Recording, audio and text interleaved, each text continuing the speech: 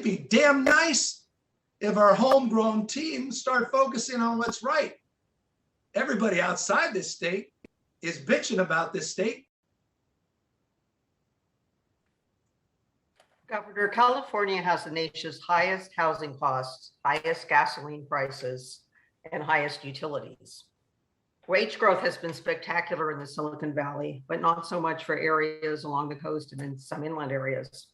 In a very real sense, the California dream is more like a mirage for people grinding it out day after day.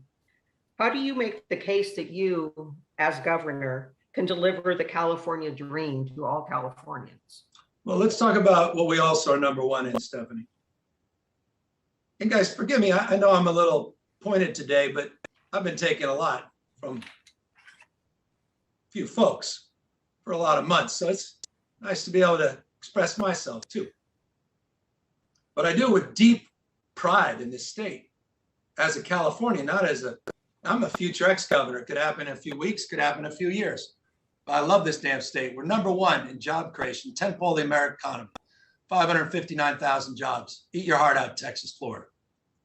We're number one in the Bloomberg Index of innovation and entrepreneurialism. We dominated yet again in venture capital. And that's not just for fancy folks in Silicon Valley.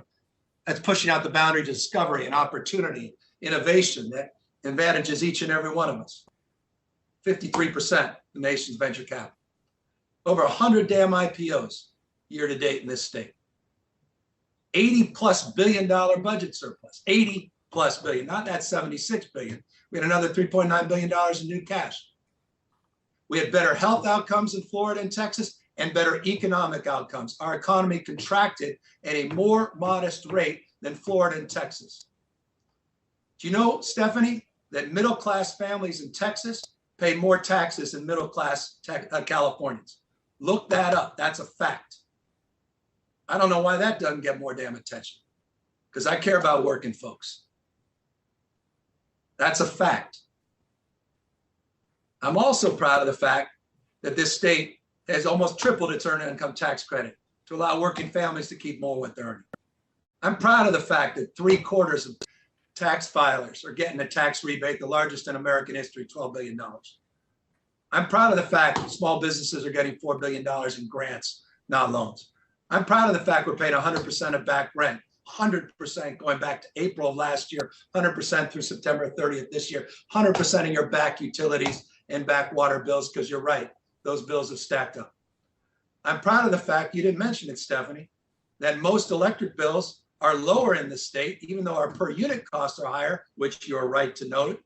But you didn't mention the bills, which are lower because of our energy efficiency and our low carbon green growth plans. I'm proud of the fact we actually have a housing policy and homeless policy for the first time in decades. And we have the back of working families, and we're focused on workforce housing in the middle class. I'm proud of the fact that poverty was declining consistently before the pandemic. Not a lot of headlines about that.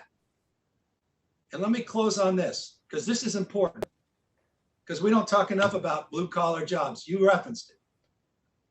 You look at the next top 10 states. I know you're going to PolitiFact this, and I know you're going to find something and going to run with it. And I'll look forward to seeing what I screwed up. It's all at the top of my damn head. So I'll stipulate that. But I think you look at the next 10 states, the next highest 10 manufacturing states, blue collar, American, backbone, factory states. The last 5 years, our GDP growth is 13% in factory growth. No one comes close. Blue collar, middle class jobs, California, dominating all those other damn states. I care about ag like the best of them. Man, Tad Garth, I've been back.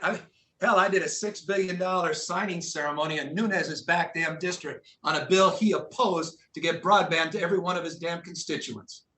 I was there in Fresno and near Bakersfield with those same Republicans that wanted to cut Medicaid for all those people, expanding it to those same constituents in their backyard. I've been in the Central Valley, not for symbolism, substance. I care deeply about the Valley. I'm there on a weekly basis, making announcements to address these issues. But I'm proud of the fact our ag, our fishing, and our logging industry is bigger than the next 5 states combined. That's California. It's not, Stephanie, just Silicon Valley. It's that and Silicon Valley. This is not, we're number 1 in all those categories. It'd be damn nice if our homegrown teams start focusing on what's right. Everybody outside this state is bitching about this state because of our success, and I'm proud of it. I'm not naive about our competitive liabilities, and that's why we're trying to address them. But I also think there's a lot to be proud of in this American dream, of which there's only one state with its own, and that's the California dream. Forgive me, Stephanie, I think it's still alive and well.